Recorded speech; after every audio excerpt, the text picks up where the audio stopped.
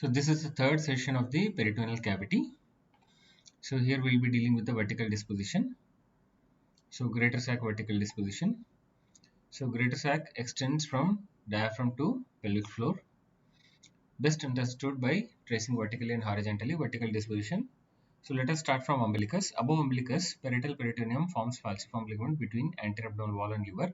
The left and right layers of the falciform ligament diverge. The right layer is continuous with the superior layer of the coronary ligament, and the left layer is continuous with the anterior layer of left triangular ligament. You can see here falciform ligament. The right layer is continuous with the superior layer of the coronary ligament, and the left layer is continuous with the left triangular ligament. On right side of the falciform ligament, the parietal peritoneum is reflected from diaphragm to the superior surface of the liver as superior layer of coronary ligament. Thereafter, peritoneum successively covers anterior surface, inferior border, and inferior surface of the right lobe of liver. You can see here it covers the anterior surface, superior surface, anterior surface, and inferior surface of right lobe of liver. Then on right side of gallbladder, the peritoneum is reflected to the upper part of the right kidney as inferior layer of coronary ligament, which is also called as hepatorenal ligament. Traced further to the right, both layers of coronary ligament unite to form right triangular ligament, which connects right lobe of liver to the diaphragm. You can see here, this will be the inferior layer of coronary ligament. This will be the superior layer of coronary ligament. This will be the bare area of liver. So this is the hepatorenal pouch of Morrison. This will be the right suprahepatic recess. This will be the right subhepatic recess. Otherwise called hepatorenal pouch of Morrison. Please remember this when we deal with the recesses. Subphrenic space is divided into 6 recesses. So that time we need this diagram. You can see here clearly this is the right suprahepatic recess and this is the right subhepatic recess. That is called hepatorenal pouch of Morrison. Inferior left coronary ligament, when traced to left, it is continuous with the peritoneal reflection in front of the lower end of the groove for inferior vena cava, and then along the right margin of the caudate lobe of liver. In this way, it establishes continuity with the peritoneum of the lesser sac omental bursa through epiploic foramen. The triangular area between superior and inferior layer of coronary ligament forms the bare area of liver. The right triangular ligament to the right and groove for inferior vena cava on the left. So these are the boundaries for the bare area of liver. The inferior layer of coronary ligament, when traced below, will cover the anterior surface of the right kidney, second part of duodenum, right colic flexure, and forms hepatorenal pouch of Morrison. Thereafter, peritoneum covers the front and sides of the ascending colon and cecum, forming right paracolic gutter, which enters pelvis after crossing right pelvic brim.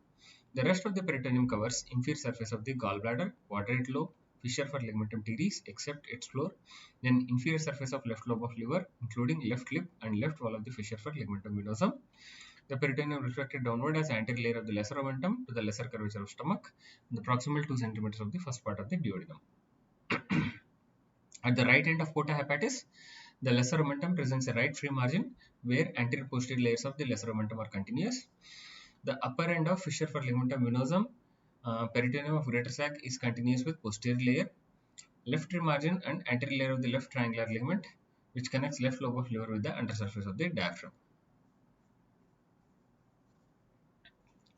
So if you observe from the upper end of the fissure for ligamentum venosum, peritoneum of greater sac is continuous with the posterior layer and the left free margin and anterior layer of the left triangular ligament, which connects left lobe of the liver with the undersurface of diaphragm.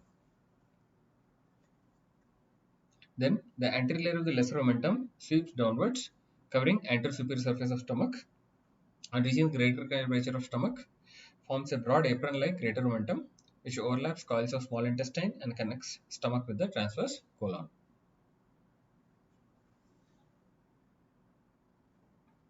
You can see here, this is the lesser omentum. You can see this is the hepatoduodenal part. This is the hepatogastric part. You can see this is the greater omentum. This is the gastrosplenic ligament. This is the phrenicocholic ligament. Peritoneum reaches anterior superior surface of transverse colon along tinea omentalis.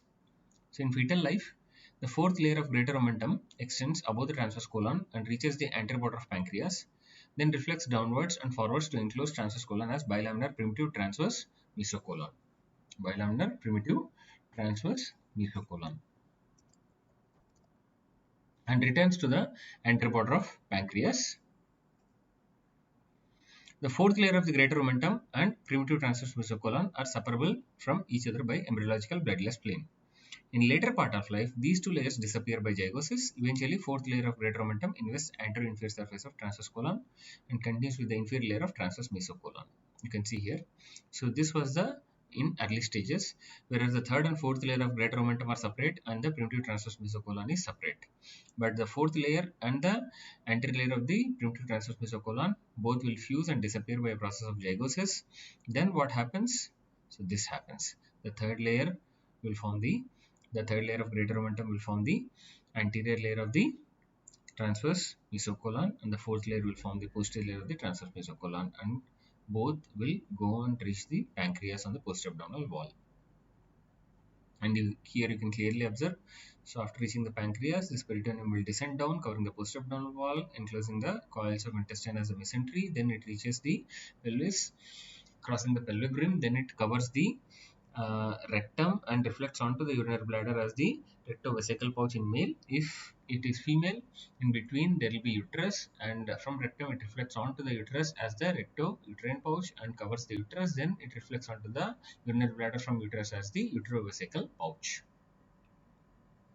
Then it covers the inferior surface of body of pancreas, post-abdominal wall, and is continuous with the right layer of root of mesentery. After investing ileum and jejunum, returns to the root of mesentery as left layer of mesentery. The left layer of mesentery covers descending colon and forms left paracolic gutter. Peritoneum of the greater sac after investing fundus of stomach is reflected from greater curvature of stomach to the anterior lip of the hilum as spleen. Hilum of spleen as the anterior layer of gastrosplenic ligament. This will be well appreciated in the horizontal disposition. So then covers the spleen, then reaches posterior lip of hilum, and then reflects towards left kidney as posterior layer of glenorenal ligament, and then it continues with the parietal peritoneum of the posterior lateral abdominal wall. From lower part of the post-abdominal wall, the peritoneum enters pelvic cavity and is reflected at left pelvic rim as sigmoid mesocolon, suspending sigmoid colon from post-abdominal wall. We have already discussed this peritoneal folds when we in the earlier session.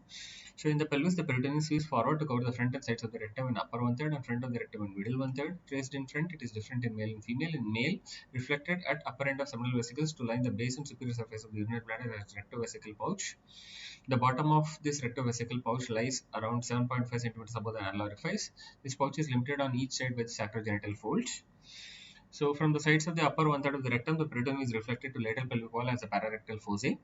Peritoneum from superior surface of the bladder when traced to lateral pelvic wall forms a pair of paravesical foci which are limited by raised peritoneal folds containing vas deferens in male and round ligaments in female.